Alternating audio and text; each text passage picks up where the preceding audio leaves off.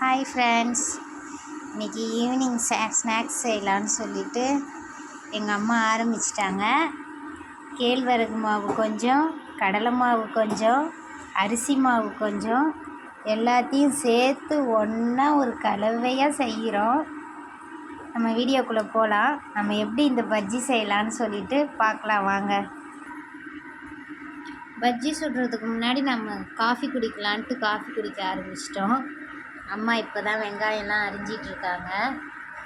வெங்காயமும் குளிர்ச்சி, கேழ்வரகு மாவும் குளிர்ச்சி. கேழ்வரகு மாவு சூடாக தெரியாமல் சொல்லிட்டேன். வெயிலுக்கு எல்லோரும் கூழ் குடிப்பாங்களேன்ட்டு நான் சொல்லிட்டேன். சரி, வெங்காயம் மட்டும்தான் குளிர்ச்சி. ரெண்டுத்தையும் சேர்த்து வித்தியாசமான முறையில் இன்றைக்கி நம்ம பஜ்ஜி சுடலாம். அப்படியே எங்கள் அம்மா எப்பயுமே வெங்காயம் அரியும் போது நாங்கள் வளர்க்குற கோழிக்கும் வெங்காயம் அரிஞ்சு வச்சுருவாங்க தனியாக. வேணும்ட்டாவது வெங்காயத்தை பெருசு பெருசாக அவங்க எடுத்துருவாங்க, ஏன்னா அதுங்க இருக்குதுங்களேன்னு சொல்லிட்டு. இப்போ நம்ம எப்படி இந்த பஜ்ஜை சுடலான்னு பார்க்கலாம் வாங்க. நான் காஃபி குடிச்சிட்டு வரதுக்குள்ளே எங்கள் அம்மா 2 பஜ்ஜை போட ஆரம்பிச்சிட்டாங்க. பாருங்கள் எப்படி வேகுதுன்னு. இது யாருமே கண்டுபிடிக்காத புது வகை டிஷ்ஷு. இந்த டிஷ்ஷை நீங்களும் உங்கள் வீட்டில் ட்ரை பண்ணி பாருங்கள். கேழ்வரகு முறுக்கு கூட செய்யலாம், நல்லாயிருக்கும். கேழ்வரகில் முறுக்கு செஞ்சோன்னா அவ்வளோ டேஸ்ட்டு, ஹெல்த்தி ஃபுட்டு. அது என்னென்னா, கடலை மாவுக்கு பதில் கேழ்வரகில் அரிசி மாவோட கேழ்வரகு மாவை கலந்து சுட்டோம்னா நல்லாயிருக்கும். எப்பயுமே கேழ்வரகு நல்ல சத்து.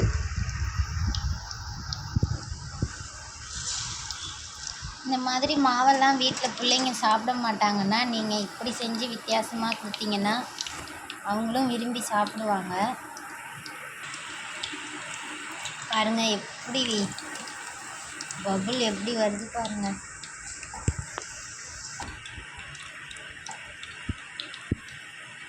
இது இன்றைக்கி தான் நாங்கள் ஃபஸ்ட் டைம் இந்த மாவில் செய்கிறோம். முறுக்கு செஞ்சுருக்கோம்ல, செஞ்சுருக்கோம். முறுக்குலாம் செய்வோம், பஜ்ஜி இன்றைக்கி தானே செய்கிறோம்.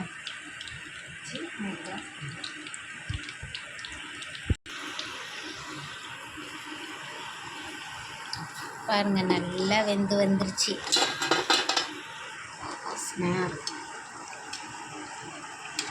தட்டில் போட்டதுக்கப்புறம் கூட வெடிச்சிட்டே இருக்கு பாருங்கள்.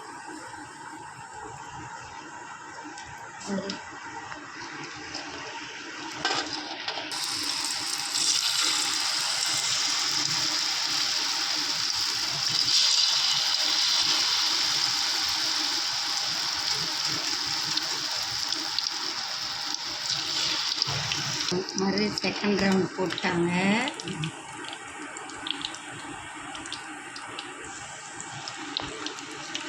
செகண்ட் ரவுண்டு போட்டேன், அதுவும் பொரிஞ்சு வருது.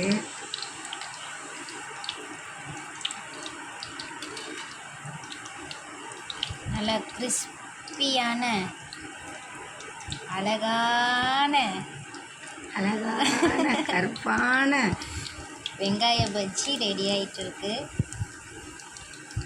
இதை பார்த்துட்டு எத்தனை பேர் உங்கள் வீட்லேயும் செஞ்சு பார்ப்பீங்கன்னு கமெண்டில் சொல்லுங்கள்.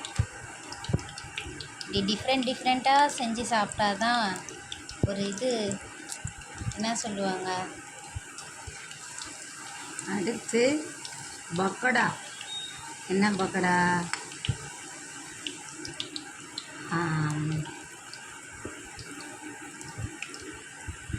கேபேஜ் முட்டைக்கோஸ் பக்கோடா.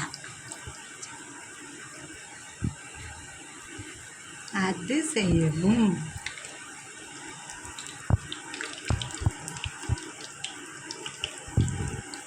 இதுவும் நல்லாயிருக்கும். இப்போ இதெல்லாம் எடுத்துட்டு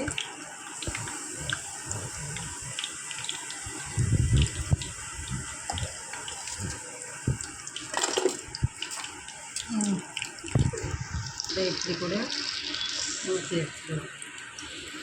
எனக்கு பஜ்ஜியில் ரொம்ப பிடிச்சதே அந்த கடைசியில் மாவு மட்டும் ஊற்றுறது தான். அதை சாப்பிட்றதே ஒரு தனி டேஸ்ட்டாக இருக்கும். ஏன்னா உள்ள சத்தான பொருள் எதுவும் இல்லை, அதனால. வாழைக்காய் பஜ்ஜி சுடும்போதும் வாழைக்காய் தீர்ந்ததுக்கப்புறம் கடைசியாக மாவு மீயும். அந்த மாவை எங்கள் அம்மா இந்த மாதிரி போட்டாங்கன்னா அது சாப்பிட தான் எனக்கு ரொம்ப பிடிக்கும். இப்போ நம்ம 3 ரவுண்டு பஜ்ஜை போட்டாச்சு. சுவையான ஹெல்தியான ஆனியன் பஜ்ஜி.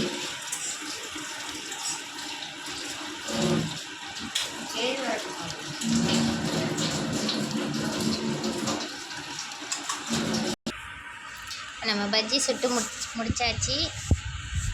பாருங்கள் எவ்வளோ அழகாக இருக்குது. எங்கள் அம்மா எடுக்கிறாங்க. இதை சாப்பிட்டு பாரு, கிறிஸ்பியாக இருக்கும். இல்லை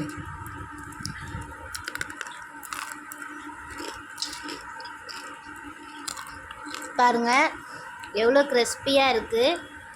நீங்களும் உங்கள் வீட்டில் இந்த மாதிரிலாம் செஞ்சு பாருங்கள். ஹெல்த்தியாக டேஸ்டியான ஒரு ஈவினிங் ஸ்நாக்ஸ்.